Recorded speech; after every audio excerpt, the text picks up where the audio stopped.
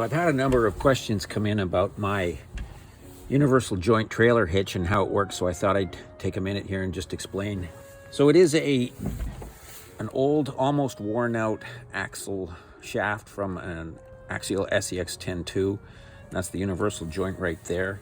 And the other part of it, there's a short bit here that's threaded, and this little shaft part here before you get to the threads has a hole already in it. So all I did was put another hole through the drinking straw. On the other end, this one here, I had to drill another hole through here.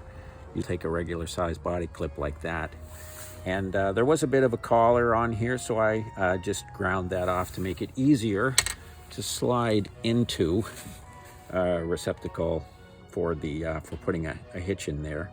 This is a Vanquish, but from what I've seen, they all have the same size 1/4 inch. So I've got a 1/4 inch diameter piece of brass tube there. And that brass tube goes all the way through the bumper and through another hole in this cross member, and the brass tube continues to there.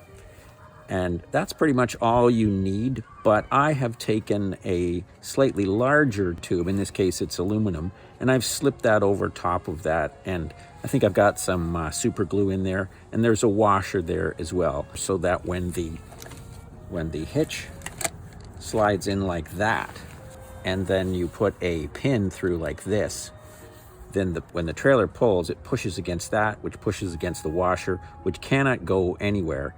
It's butting up against the cross member. And this, in fact, is the easiest way to put the trailer together. When you put the trailer on its side, you can run a pin in like that, and then spin the trailer, and Bob's your uncle.